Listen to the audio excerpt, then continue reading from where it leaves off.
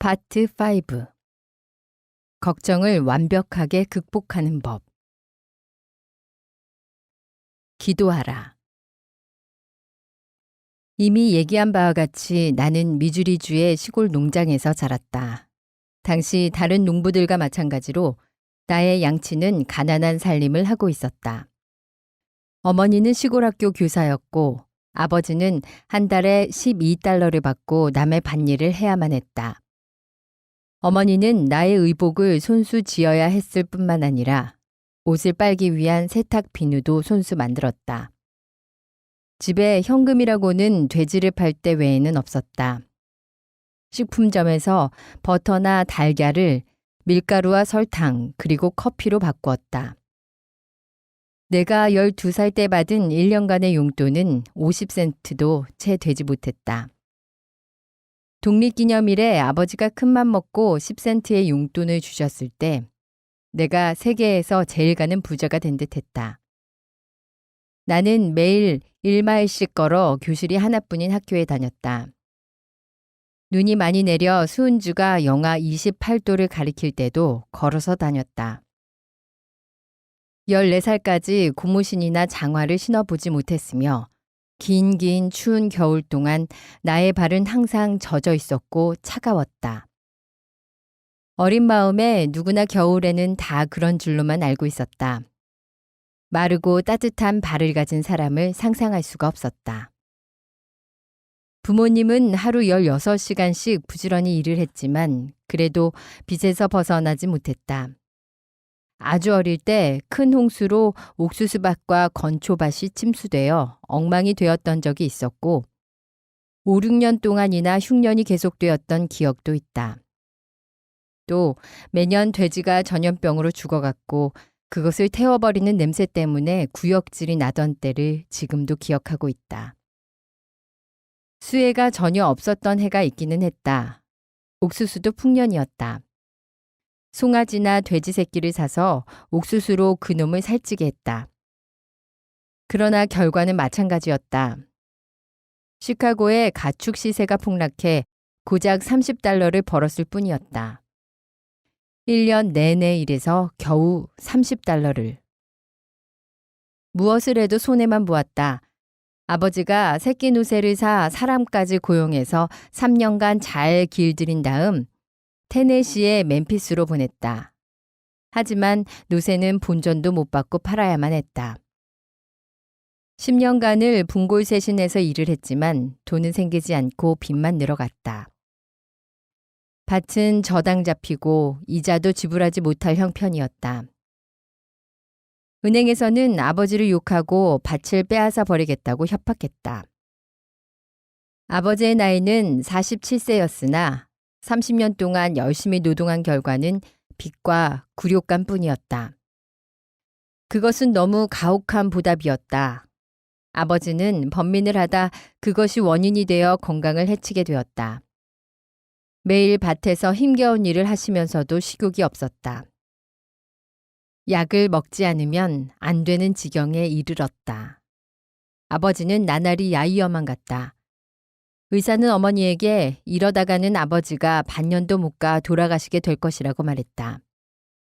아버지는 살기가 싫어졌다고 말씀하셨다. 아버지가 말에게 풀을 주거나 젖을 짜기 위해 헛간에 가서 조금이라도 늦어지시면 어머니는 아버지가 혹시 목을 매 죽지는 않았는지 걱정이 되어 허둥지둥 헛간으로 달려가곤 했다고 세월이 흐른 뒤에 이야기해 주셨다. 어느 날 우리의 땅을 저당 잡은 은행에 가셨다가 돌아오는 길에 아버지는 다리 위에 서서 오랫동안 강을 내려다보고 계셨다. 차라리 강에 뛰어들어 삶을 끝내버리는 게 나을지도 모른다고 생각하면서 말이다. 후일 아버지는 왜 그때 강에 뛰어들지 않았는지 그 까닭을 나에게 이야기해 주셨다. 그것은 우리 가족이 하느님을 사랑하고 계명을 지키면 언젠가는 모든 일이 잘 될 것이라는 어머니의 헌신적인 믿음 때문이었다는 것이다. 어머니는 옳았다. 그 후에는 모든 일이 잘 되어갔다. 아버지는 그 후 42년 동안이나 행복하게 사시다가 1941년 89세의 나이로 세상을 떠나셨다. 고난과 가슴 아팠던 시절에 어머니는 절대로 번민하지 않으셨다. 어머니는 마음의 고통과 번민을 하나님께 호소했다. 매일 밤 우리가 잠자리에 들기 전에 어머니는 성서를 읽어주셨다. 마음의 평화를 위해 다음과 같은 예수의 말씀을 읽어주실 때도 있었다. 내 아버지 집에는 많은 저택이 있느니라. 내가 그곳에 가서 너희들을 위해 거처를 마련하리라. 내가 있는 곳에 너희도 함께 있을 것이다. 그러고 나서 우리는 무릎을 꿇고 하나님의 사랑과 가호를 빌었다. 월리엄 제임스가 하버드 대학교의 교수였을 때 그는 번민에 대한 최대의 양약은 종교적 신앙이다 라고 말한 적이 있다. 우리는 그것을 발견하기 위해서 하버드 대학교까지 갈 필요는 없다. 나의 어머니는 미주리 농장에서 그것을 찾았던 것이다. 홍수, 부채, 그리고 재해 등도 내 어머니의 빛나고 용감한 영혼을 굴복시킬 수는 없었다. 나는 지금도 어머니가 일하면서 부르시던 찬송가를 지금도 기억하고 있다. 평화, 평화, 심장이 약동하는 평화여. 하늘에 계신 하나님께서 내려와 내 영혼을 걷어주시옵소서. 나는 기도합니다. 사랑의 끝없는 물결 속에서. 그래서인지 어머니는 내가 일생을 종교적인 사업에 종사해 줄 것을 바라고 있었다. 나 역시도 선교사가 되기를 진정으로 바란 적이 있었다. 하지만 대학에 들어가고 나이를 먹으면서 생각이 달라졌다. 생물학, 과학, 철학, 그리고 비교 종교학 등을 배우고 어떻게 성서가 쓰여지게 되었는지에 관한 여러 책을 읽었다. 나는 당시 시골 목사들의 설교에 나타난 편협한 교리의 의문을 느끼며 망설이고 방황했다. 월트 휘트먼처럼 나의 내부에 기묘하고 당돌한 의문이 꿈틀거리는 것을 느꼈다. 나는 무엇을 믿어야 할지 몰랐다. 인생에서 어떤 목적의식을 찾을 수가 없었다. 나는 기도하기를 그만두고 불가지론자가 되었다. 그러면서 인생은 계획될 수 없으며 목표가 없는 것이라 믿게 되었다. 2억 년 전에 땅 위를 기어다니던 공룡과 마찬가지로 인간이라고 해서 어떤 신성한 목적을 갖고 있는 것은 아니라고 믿었다. 언젠가는 인간도 공룡과 마찬가지로 멸망해 버릴 것이 틀림없었다. 과학은 태양이 조금씩 냉각되어 간다는 것, 그 온도가 10% 하강하면 지상에는 어떠한 생물도 살 수 없다는 것을 가르쳐 주었다. 나는 사랑의 표징인 하나님이 자기 형상대로 인간을 창조했다는 관념까지 비웃었다. 검고 차갑고 생명이 없는 공간을 빙빙 도는 태양은 맹목적인 힘에 의해 만들어진 것이라고 믿었다. 창조된 것이 아니라 시간과 공간이 영원히 존재할 것 같이 영것부터 존재하고 있는 것인지도 모른다고 생각했다. 이와 같은 의문들의 답을 알고 있느냐고 묻는다면 나는 아니요 라고 대답할 것이다. 우주의 신비, 생명의 신비를 설명할 수 있는 사람은 하나도 없다. 인간도 역시 신비에 쌓여 있다. 신체의 작용, 집안의 전기, 금이 간 벽, 그리고 창밖의 잔디, 이 모든 것이 신비한 것이다. 제너럴 모터스 연구소의 천재 찰스 F. 캐터링은 잔디는 왜 푸른가를 연구하도록 한 해에 자신의 돈 3만 달러씩을 안티옥 대학교에 기부하고 있었다. 그는 잔디가 햇빛, 물, 일산화탄소를 어떻게 당분으로 변하게 하는가를 알 수만 있다면 문명의 일대 혁신을 가져올 것이라고 단언했다. 자동차 엔진의 작동조차 신비스럽게 느껴진다. 제너럴 모터스 연구소에서는 오랜 시간 동안 거액의 돈을 투자하여 어떻게 실린더 속의 작은 불꽃이 차를 움직이게 하는 연소작용을 일으키는지 연구했다. 우리가 자신의 신체나 전기 또는 가스 엔진의 신비를 이해하지 못하고 있다고 해서 그것을 사용하고 향유하는 것을 방해받지는 않는다. 기도나 신앙의 신비를 이해하지 못한다 해서 종교가 가져다 주는 보다 풍부하고 행복한 생활을 즐기지 못한다는 법은 없다. 나는 결국 사람은 인생을 이해하기 위해 태어난 것이 아니라 인생을 살기 위해 태어난 것이다라는 산타야나의 지혜를 깨달았다. 나는 다시 종교로 되돌아왔다. 아니, 종교의 새로운 의미로 한 걸음 전진했다. 교회를 분립시키고 있는 신조나 교리의 차이에는 이제 관심을 갖지 않는다. 나의 흥미는 오로지 종교가 나에게 해주는 일에 달려 있다. 그것은 마치 전기나 좋은 음식 또는 물이 나에게 해주는 일에 관심을 갖는 것과 마찬가지다. 그런 것들은 내가 더 풍요롭고 더 행복한 생활을 하도록 도와준다.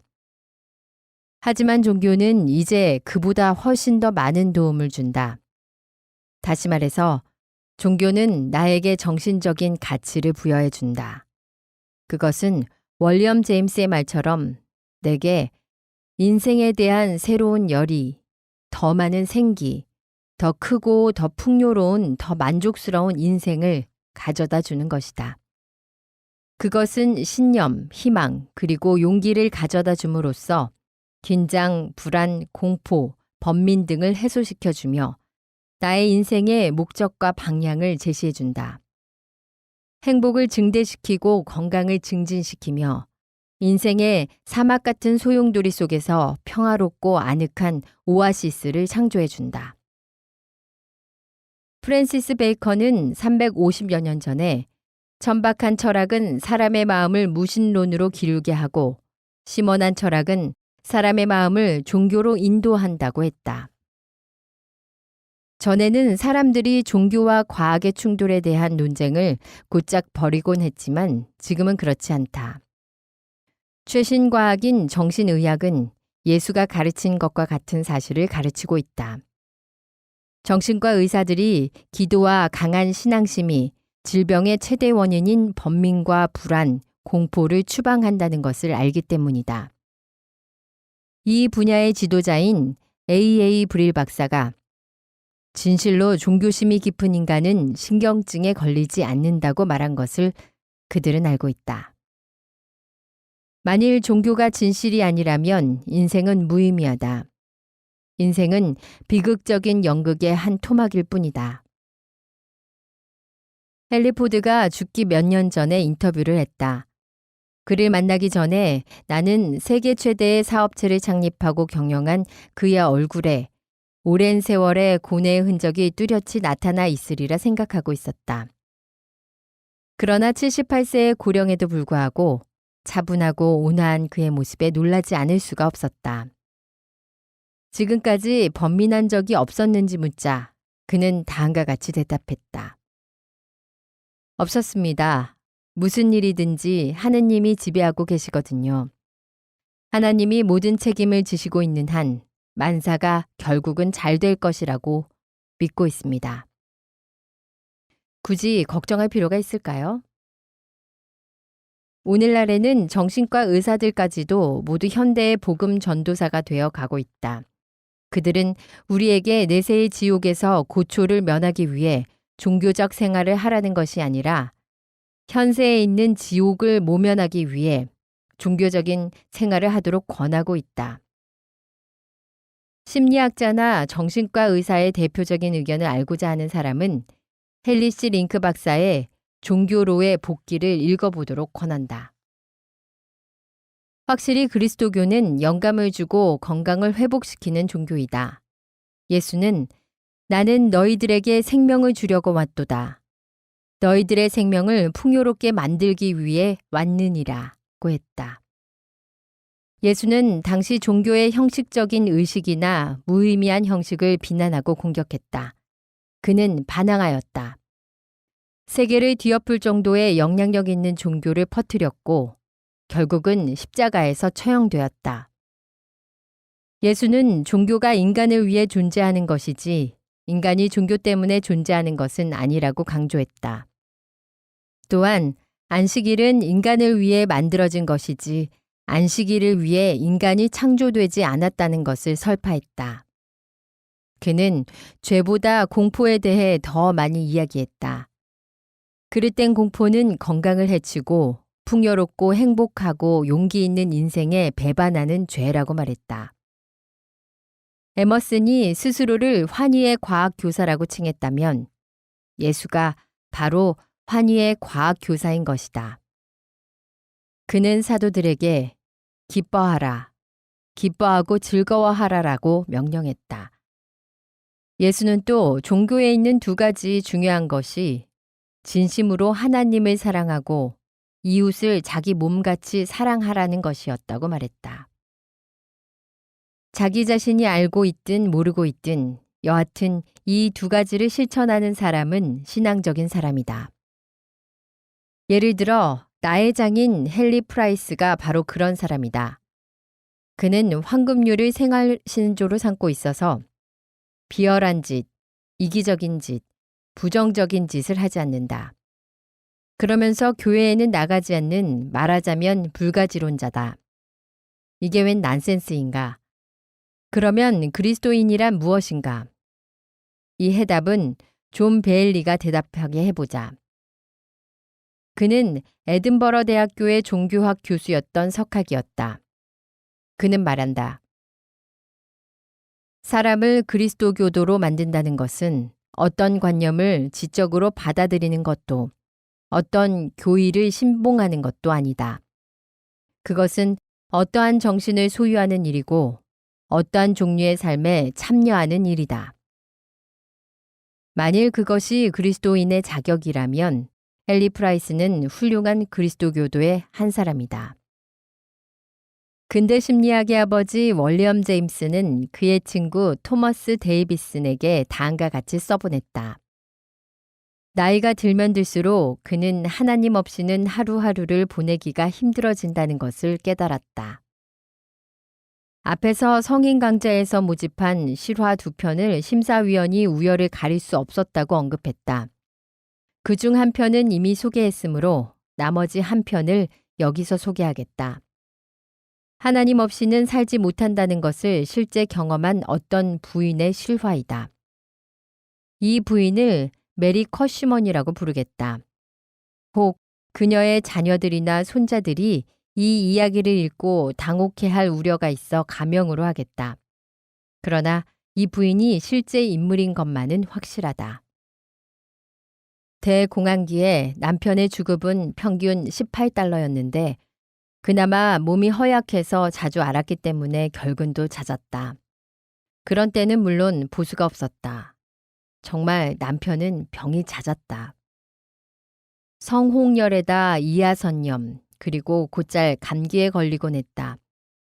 사정이 이렇다 보니 손수 지은 집마저 남의 손에 넘겨야 했고 식료품 상점에는 $50의 빚을 지게 되었다. 그런데다 우리는 5명이나 되는 아이를 먹여 살려야 했다. 나는 마을 사람들의 집에서 세탁일이나 다름질을 해주곤 했으며 구세군 상점에서 낡은 옷을 사다 고쳐서 애들에게 입히기도 했다. 나는 걱정 때문에 건강을 해칠 지경에 이르렀다. 그러던 어느 날 식료품 상점 주인이 내 아들이 식료품 상점에서 연필 2자루를 훔쳤다고 죄를 덮어씌웠다. 11살 난 아들은 정직하고 감수성이 예민한 애였는데 여러 사람 앞에서 창피를 당한 것이다. 나에게 치명적인 사건이었다. 지금까지의 고생이 한꺼번에 밀려오는 것 같았고 장래에 대한 아무런 희망도 보이지 않았다. 아마 나는 그때 번민 때문에 잠시 정신에 이상이 생겼던 모양이었다. 나는 하던 빨래를 멈추고 5살 난 딸아이를 침실로 데리고 가서 침대에 눕혔다. 방 안 창문을 닫고 틈새를 헌종이나 헝겊으로 틀어막았다. 아이는 나를 쳐다보며 엄마 뭐해? 하고 물었다. 나는 틈새로 찬바람이 들어오지 못하게 하려고 라고 대답하고는 침실 가스 히터의 스위치를 누르고 불은 붙이지 않았다. 아이를 안고 침대에 눕자 아이는 이상한데 방금 전에 일어났잖아 라고 말했다. 나는 괜찮아 잠깐 낮잠 자자 하고는 눈을 감고 히터에서 새어나오는 가스 소리를 듣고 있었다. 그때 맡았던 가스 냄새는 평생 잊지 못할 것이다. 그런데 어디선가 음악 소리가 들려오는 것 같아 귀를 기울였다. 부엌 라디오의 전원을 끄는 것을 깜빡 잊어버렸던 것이다. 그러나 이제 그런 건 상관이 없었다. 음악은 계속 흘러나왔다. 누군가가 찬송가를 부르고 있었다. 자비로우신 나의 친구 예수는 죄와 번민을 말끔히 씻어주시고 마음의 슬픔을 거두게 하시고 기구하여 무거운 짐을 내려놓으리. 자비로우신 우리 벗 예수는 우리의 약함하시고 번민과 슬픔에 잠겨 있을 때도 우리의 기도에 응답하시사 우리를 위로해 주시리. 찬송가를 들으면서 나는 해서는 안 될 끔찍한 잘못을 저지르고 있다는 사실을 깨달았다. 오로지 혼자서 내게 주어진 모든 무서운 고난을 감당하려고 했다. 나의 슬픔과 고난을 하나님께 호소하지 않았다. 나는 벌떡 일어나 가스 히터를 끄고 창문과 방문을 열었다. 그날 하루 종일 눈물을 흘리면서 기도했다. 하나님께 도움을 구하는 대신 지금까지 받은 축복의 진심으로 감사의 기도를 올렸다. 훌륭하고 건강한 5명의 자녀들을 주신 것에 감사했다. 2번 다시는 그런 배은망덕한 행동을 하지 않겠다고 하나님께 맹세했다. 그리고 지금까지 그날의 맹세를 지켜왔다. 우리는 집을 잃고 월세 $5의 작은 시골 학교 교사로 옮기지 않으면 안 되었지만 나는 그때도 하나님께 감사의 기도를 올렸다. 이슬과 비와 추위를 막아줄 장소가 마련되었기 때문이었다. 상황이 더 이상 악화되지 않은 것에 감사하지 않을 수 없었다. 나는 하나님께서 내 기도를 들어주셨다고 믿고 있다. 왜냐하면 금방 이루어진 것은 아니지만 경제 상황이 점점 호전되고 경기가 좋아지면서 약간의 돈이 생기게 되었기 때문이었다. 나는 큰 컨트리 클럽의 모자 예치소에 고용되었고 틈나는 대로 양말을 팔아도 좋다는 허락을 받게 되었다. 한 아들 녀석은 고생을 각오하고 대학에 입학해서도 농장을 찾아 아침 저녁으로 13마리나 되는 젖소의 젖을 짰다. 지금 자녀들은 모두 성장해서 결혼을 했다. 나에게는 귀여운 손자가 셋이나 있다. 가스히터를 틀어놓았던 때를 생각할 때마다 그 아슬아슬한 순간에 나를 깨닫게 해준 하나님께 감사할 뿐이다. 만약 처음 뜻대로 되었더라면 오늘과 같은 기쁨을 맛볼 수 없을 뿐만 아니라 행복으로 가득 찬 많은 날을 영영 잃어버리고 말았을 것이다.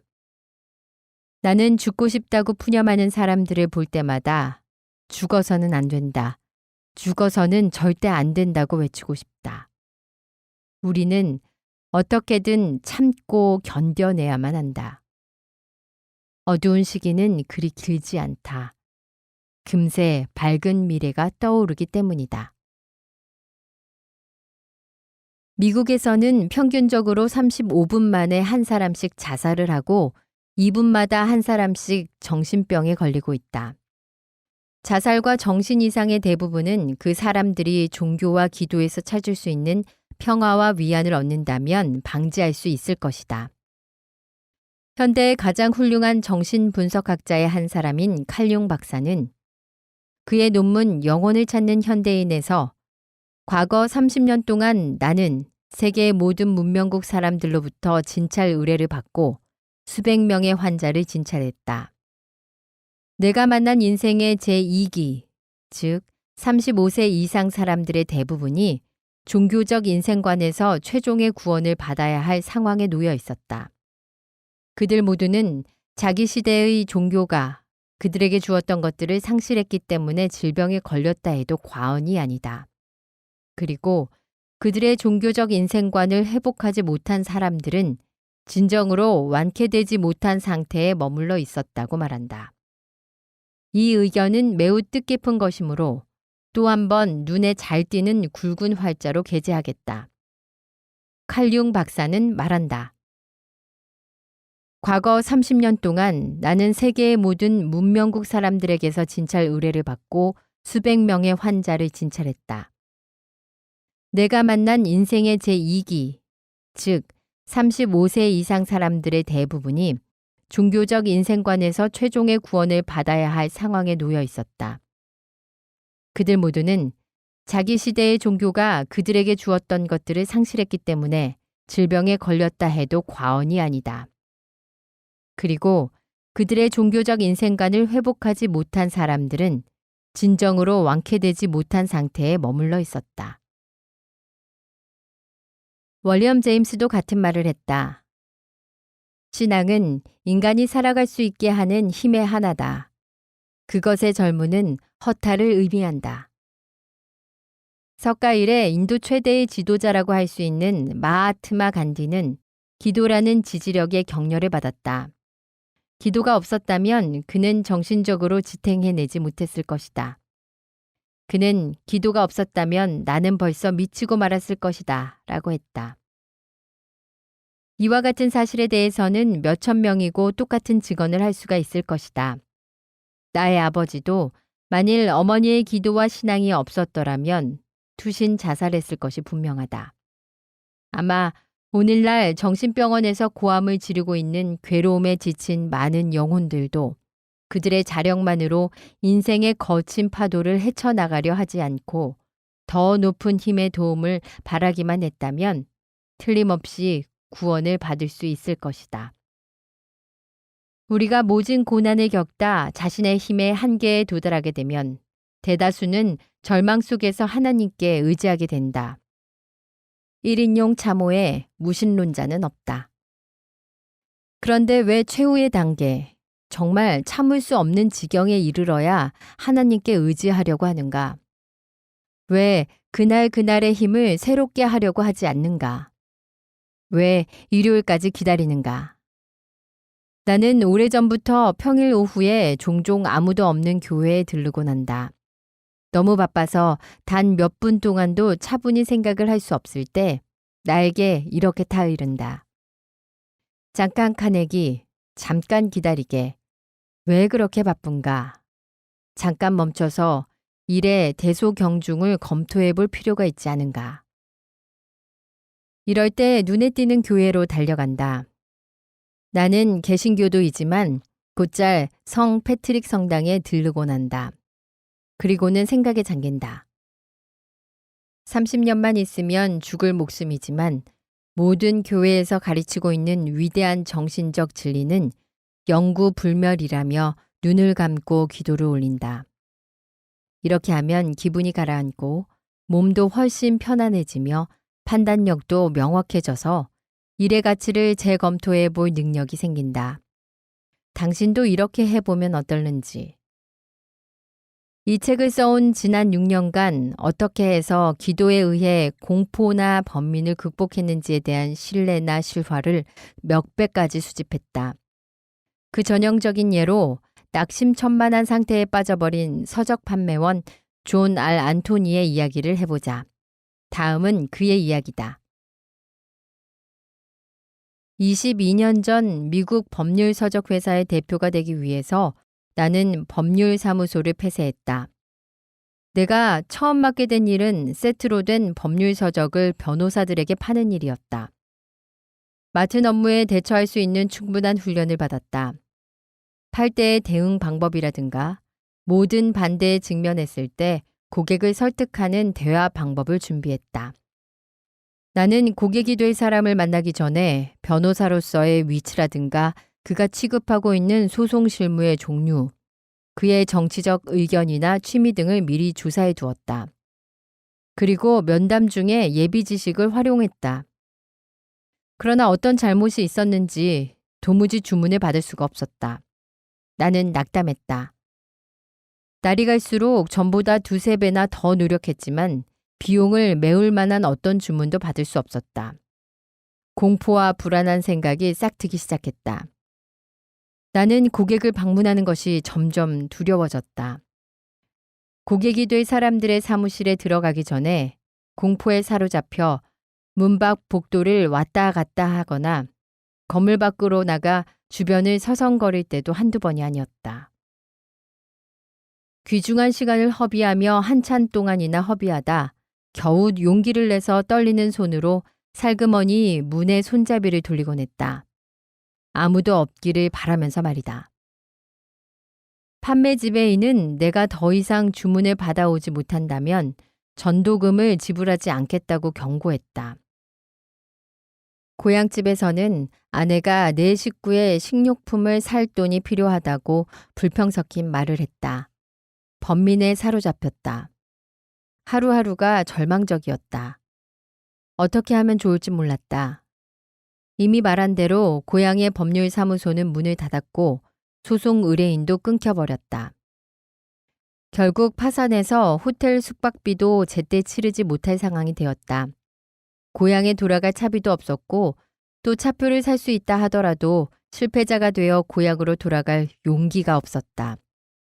결국 완전히 실패를 한 어느 날 저녁 이것이 최후라고 생각하면서 터벅터벅 호텔로 돌아왔다.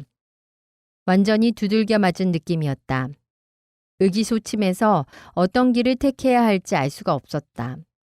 살든지 죽든지 아무래도 좋았다. 나는 처음으로 태어난 것을 후회했다. 그날 밤 식사는 우유 한 잔밖에 할 수 없었다. 그것마저 간신히 구할 수 있었던 것이다. 그날 밤에 비로소 절망한 인간이 호텔에서 떨어져 자살하는 심정을 이해할 수 있을 것 같았다. 도대체 내 인생의 목적이 무엇일까 생각해 보았지만 알 수가 없었다. 나는 나에게 닥친 문제를 해결할 도리가 없었다. 더 이상 의지할 것이 없었기에 하나님께 의지했다. 무릎을 꿇고 기도하기 시작했다. 나를 감싸고 있는 절망의 어둡고 깊은 거친 파도를 뚫고 나아갈 수 있는 빛과 이해를 달라고 애원했다. 하나님께 책 주문을 많이 받도록 그리고 처자를 먹여 살릴 수 있는 돈을 벌게 해달라고 애원했다.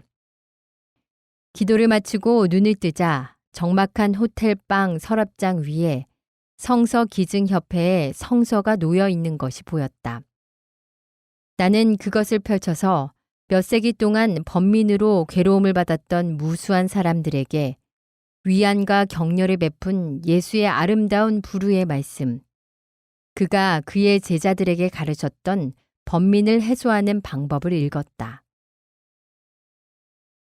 생명을 위해 무엇을 먹고 무엇을 마실까? 몸을 위해서 무엇을 입을까 근심하지 말라. 공중에 나는 새를 보라.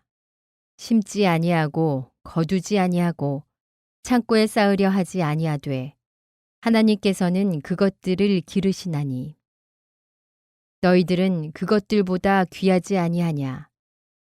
그러므로 너희들은 먼저 그의 나라와 그의 의를 구하라.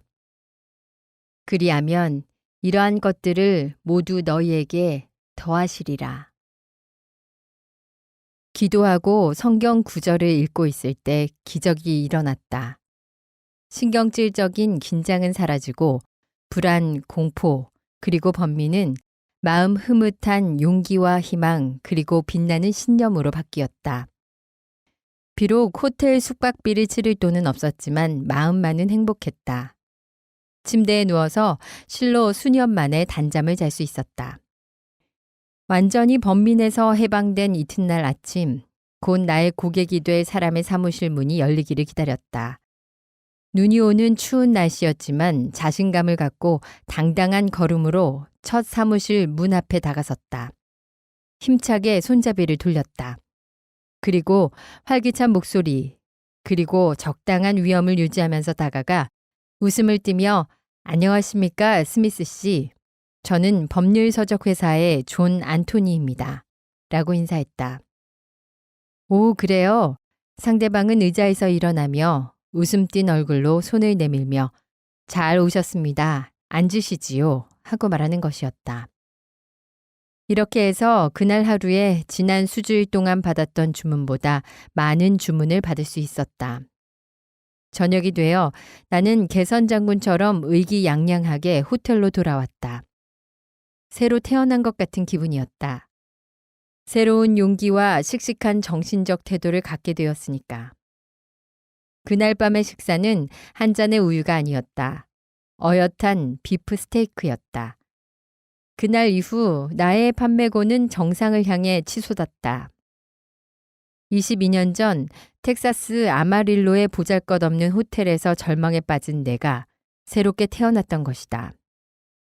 그 다음날 외부적인 상황은 그전과 마찬가지였지만 내부에서는 놀랄 만한 변화가 일어나고 있었다. 하나님과의 관계를 깨닫게 된 것이다. 자신만을 의지하는 사람은 쉽게 패배하지만 마음속을 하나님으로부터 내려오는 힘으로 가득 채운 인간에게는 패배가 없는 법이다. 나는 나의 인생이 그와 같이 작용했다는 것을 깨달았다. 구하라, 그리하면 얻을 것이요. 찾으라, 그리하면 찾을 것이요. 두드려라, 그리하면 열릴 것이다. 일리노이주 하일랜드의 LG 베어드 부인은 비극에 직면했을 때 무릎을 꿇고 오 하나님, 당신 뜻대로 하옵소서 라고 기도함으로써 평화와 평온을 찾을 수가 있었다. 어느 날 밤 전화벨이 울렸습니다. 그녀의 편지에는 이렇게 쓰여 있었다. 14번이나 울린 다음에야 저는 간신히 용기를 내 수화기를 들었습니다. 틀림없이 그 전화가 병원에서 걸려온 것 같아 두려웠습니다. 제 어린 자식은 죽어가고 있었습니다. 그 아이는 뇌막염으로 치료를 위해 페니실린 주사를 맞고 있었는데 그 때문에 체온의 변화를 일으켰습니다. 의사는 병이 뇌 쪽으로 옮겨가서 뇌종양으로 번질 위험이 있다면서 그렇게 되면 살아남기 힘들 것이라고 말했습니다. 전화는 제가 두려워하던 대로 병원에서 걸려온 것이었죠. 서둘러 오라는 정갈이었는데 대합실에서 기다리고 있던 우리 부부가 어떤 기분이었는지 짐작하시리라 생각합니다. 다른 사람들은 사랑하는 아기를 품에 안고 있는데 우리만은 그렇게 하지 못했습니다. 다시 우리 아기를 안을 수 있을지 걱정이 되어 정말 미칠 것만 같았습니다. 얼마 후 우리는 진료실로 불려갔고 의사의 표정을 보고는 가슴이 철렁 내려앉았습니다. 의사의 말은 예상했던 것보다 훨씬 심각했습니다. 그의 말에 따르면 아기가 살아날 확률은 아주 적다는 것이었습니다. 다른 의사에게 보일 의향이라면 불러도 좋다고 했습니다. 집으로 돌아오는 길에 흥분한 남편은 주먹으로 운전대에 핸들을 치면서 베스, 난 결코 우리 아기를 단념할 수 없어 라고 고함을 질렀습니다. 당신은 남자가 우는 것을 보신 적이 있습니까? 그것은 결코 유쾌한 경험이 아닙니다. 우리는 갓길에 차를 세우고 상의한 결과 교회에 가서 만일 우리의 아기를 데려가는 것이 하나님의 뜻이라면 뜻대로 하시라고 기도를 하기로 했습니다. 저는 바닥에 꿇어앉아 눈물을 흘리며 하나님 뜻대로 하옵소서 하고 기도했습니다. 이렇게 기도를 올리자 기분이 한결 홀가분해졌습니다. 오랫동안 느껴보지 못한 평화가 저를 감쌌습니다. 돌아오는 길에도 저는 쭉 하나님 뜻대로 하옵소서를 반복했습니다. 그날 밤은 오랜만에 편히 잘 수 있었습니다. 며칠이 지나 의사에게서 아기가 위험한 고비를 벗어났다는 전화가 걸려왔습니다. 지금 4살 된 아들이 우리 곁에 있는 것을 항상 하나님께 감사드리며 살고 있습니다. 세상에는 종교를 부인이나 어린애, 목사를 위한 것만으로 생각하는 사람들이 많다. 그들은 자신이 스스로의 힘으로 고난과 싸워 이길 수 있는 사나이다운 사나이라고 의수된다. 하지만 그들이 세계에서 가장 유명한 사나이다운 사나이가 매일 기도를 올린다는 사실을 알게 된다면 깜짝 놀라 뒤로 자빠질 것이다. 잭 댐프시가 그 예다. 그는 매일 잠자리에 들기 전에 기도를 드리며 하나님께 감사 기도를 드리기 전에는 절대 식사를 시작하지 않는다고 한다. 시합을 앞둔 트레이닝 중에도 기도를 하고 또 시합 중에도 매 회를 시작하는 종이 울리기 전에 기도한다고 했다. 기도는 나에게 용기와 자신감을 갖고 싸울 수 있는 힘을 준다고 그는 말했다. 사나이다운 사나이 코니 맥은 매일 밤 기도를 드리지 않고는 잘 수 없다고 했다. 사나이다운 사나이 에드워드 R. 스테디니어스는 매일 아침 저녁으로 성령의 지혜를 달라고 하나님께 기도드린다고 했다. 사나이다운 사나이 제이 피어폰트 모건은 때때로 토요일 오후에 혼자 월스트리트 모퉁이의 트리니티 교회로 가서 기도를 올리곤 했다. 사나이다운 사나이 아이젠하워는 영미 연합군 최고 사령관으로 부임하러 영국에 갈 때 비행기에 탑승하면서 오로지 책 한 권만을 휴대했다. 그것은 성서였다. 사나이다운 사나이 마크 클라크 장군도 전시에 매일 성서를 읽으며 기도했다고 나에게 이야기한 적이 있다. 장계석 총통도 몽고메리 원수도 기도했으며 넬슨 제독도 트라팔가 해전 때 기도했고 조지 워싱턴, 로버트 E. 리, 스토널 잭슨 등 여러 장군을 비롯해서 다수의 군대 지휘관이 모두 그랬다. 여기 이 사나이다운 사나이들은 월리엄 제임스가 인간과 하나님 사이에는 상호관계가 있다 때문에 우리 자신을 하나님께 모두 맡기면 우리의 가장 심원한 운명이 성취된다고 한 말에 진리를 깨달았던 것이다. 이제 많은 사나이다운 사나이들이 이 진리를 깨닫고 있다. 미국에서 교회에 참석하는 교인 수는 7,200만 명에 달하고 있다. 이것은 지금껏 사상 유례없는 기록이다. 앞서 말한 바와 같이 과학자들까지도 종교로 귀의하고 있다. 일례로 인간, 아직 알려지지 않은 존재의 저자인 노벨상 수상자 알렉시스 카렐 박사는 리더스 다이제스트지에 투고한 글에서 다음과 같이 말했다. 기도는 인간이 발생시킬 수 있는 가장 강력한 형식의 에너지다. 그것은 지구의 인력과 같은 현실적인 힘이다. 나는 의학자로서 많은 사람들이 모든 치료법에 실패한 다음 기도라는 엄숙한 노력에 의해 질병이나 우울증에서 구출되는 예를 목격해왔다. 기도는 라듐과 같이 빛나는 자기 발생 에너지원이다. 인류는 기도에 의해 그들 자신을 모든 에너지의 무한원으로 불러들임으로써 그들의 유한 에너지를 증대시킨다. 기도할 때 우리는 우주를 회전시키는 무한한 원동력과 우리의 한계의 힘을 결부시킨다. 이 힘의 일부가 우리의 필요에 따라 배분되기를 기도하면 인간의 결함은 충족되고 강화되며 치료되어 일어서게 되는 것이다. 열렬하게 하나님께 기도할 때 우리는 정신이나 육체를 보다 건강하게 변화시킨다. 비록 순간적인 기도일지라도 기도하는 사람들에게는 반드시 좋은 결과를 가져다 준다. 버드 소장은 우주를 회전시키는 무한계의 원동력에 우리 자신을 결부시킨다는 것이 무엇을 의미하는지 잘 이해했다. 이 방법으로 그는 생애에서 가장 곤란했던 시련을 이겨냈다. 이러한 사실을 그에 져서 혼자서에서 술회하고 있다. 1934년 그는 남극의 오지인 로스베리어의 빙설 밑에 묻힌 채 오두막집에서 5개월 동안 살았다. 그는 남이 78도선 이남에 있는 유일한 생명체였다. 맹렬한 폭설이 오두막집 위를 치고 지나갔다. 기온은 영하 29도까지 내려갔다. 그는 암흑 속에 완전히 포위되고 말았다. 난로에서 새어나오는 일산화탄소에 서서히 중독되어 가고 있다는 사실을 깨달았다. 어떻게 할 것인가?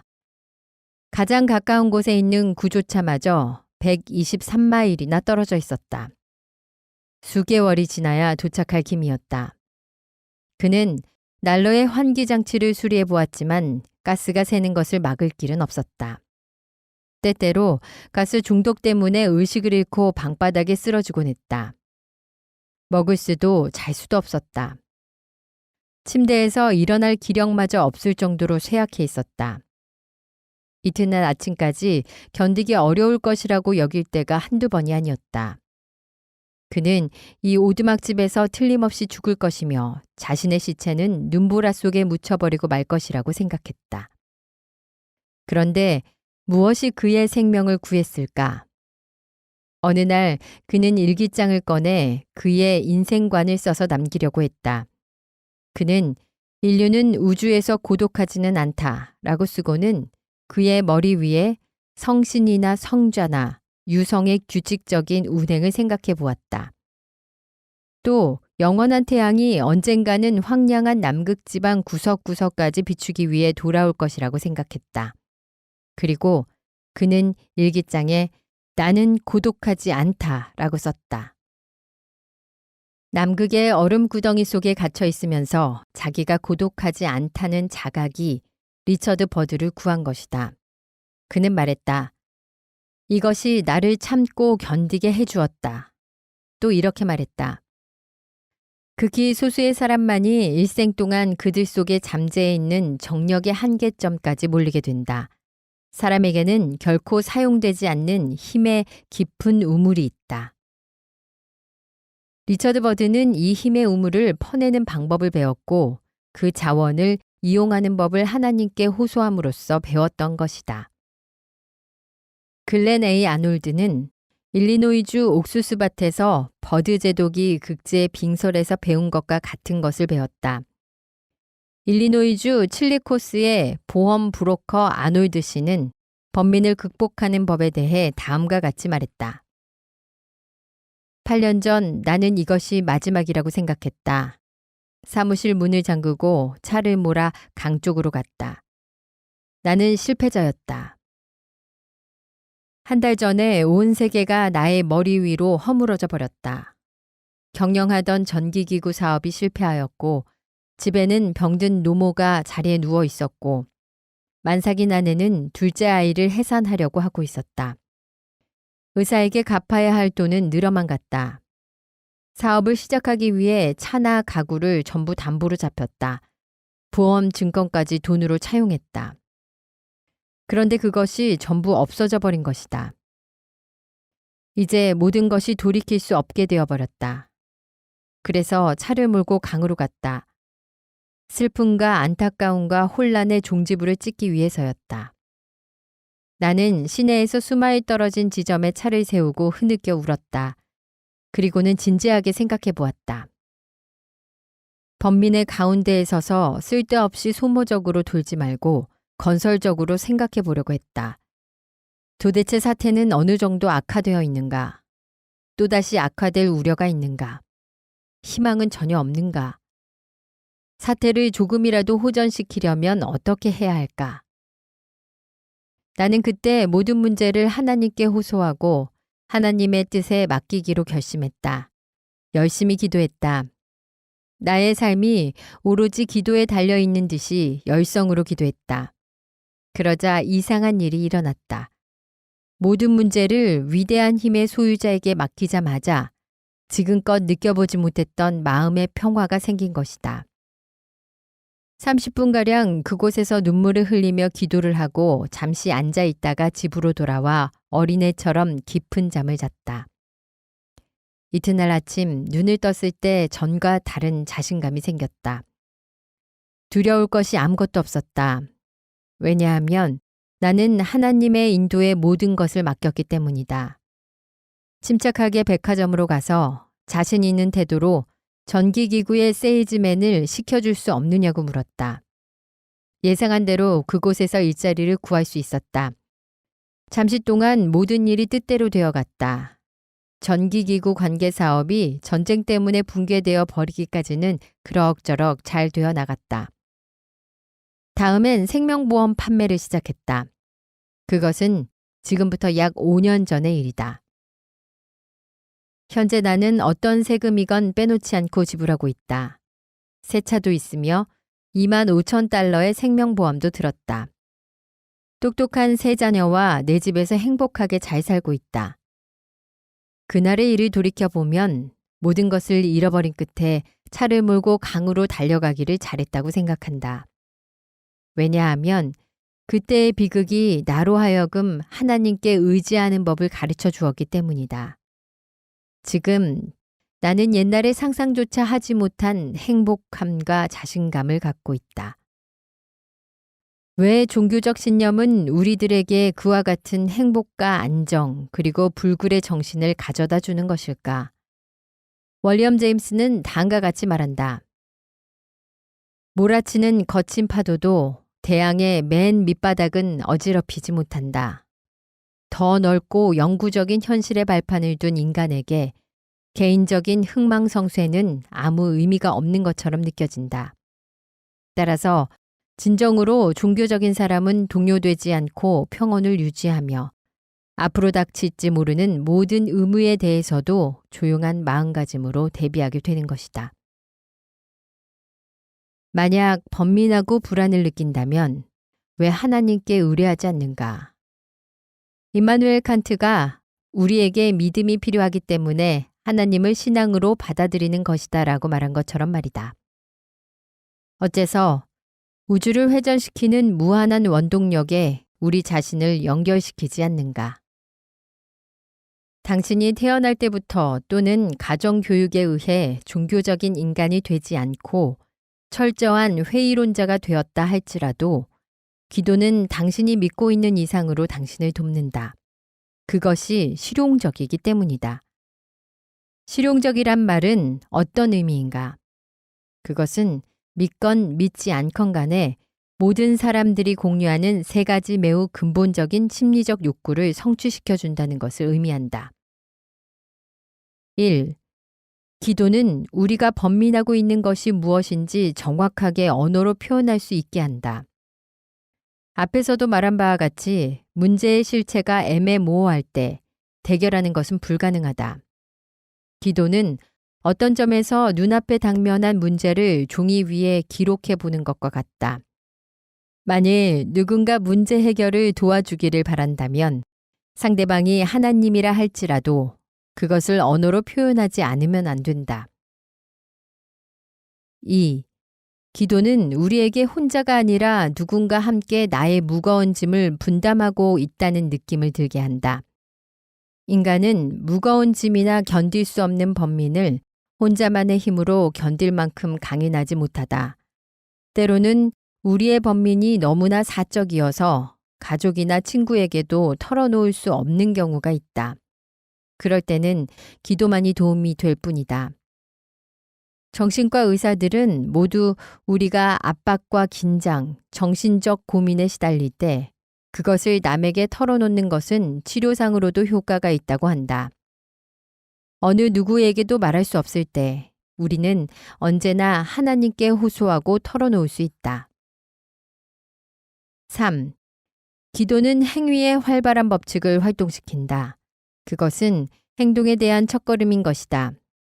어떤 일을 성취하기를 기원하는 것은 반드시 어떤 은혜를 잊고 있거나 아니면 적어도 성취에 대한 노력을 기울이고 있다는 증거다. 알렉시스 카레 박사는 기도는 인간이 발생시킬 수 있는 가장 강력한 에너지다 라고 말하고 있다. 그렇다면 그것을 좀 더 이용하면 좋지 않겠는가? 자연의 신비로운 힘이 우리를 지배하고 있는 한 그것을 하나님이라 부르건 알라라고 부르건 혹은 정령이라고 부르건 그 정의에 대해서는 싸울 필요가 없다. 이제 이 책을 덮고 문을 잠그고 무릎을 꿇은 다음 마음의 무거운 짐을 벗기 위한 기도를 드리면 어떨까? 만일 당신이 신앙심을 잃었다면 전능하신 하나님께 그것을 주십사하고 기도하라. 그리고 700년 전 성 프란시스에 의해 쓰여진 다음과 같은 아름다운 기도문을 반복해 보라. 주여, 저를 당신의 평화의 도구로 삼아 주옵소서. 증오가 있는 곳에 사랑의 씨를 뿌리도록 허락해 주옵소서. 악이 득실거리는 곳에는 용서를, 의심이 넘쳐 흐르는 곳에는 신앙을, 절망이 칠흑 같은 곳에는 희망을, 슬픔이 있는 곳에는 환희를 주옵소서. 오 거룩하신 하나님, 저는 위로하는 것만큼 위로받기를 원치 않으며 이해하는 것만큼 이해받기를 원치 않으며 사랑하는 만큼 사랑받기를 원하지 않나이다. 그것은 주는 것으로 말미암아 받고 용서함으로써 용서받고 죽음으로써 영생을 얻는다는 것을 알기 때문입니다.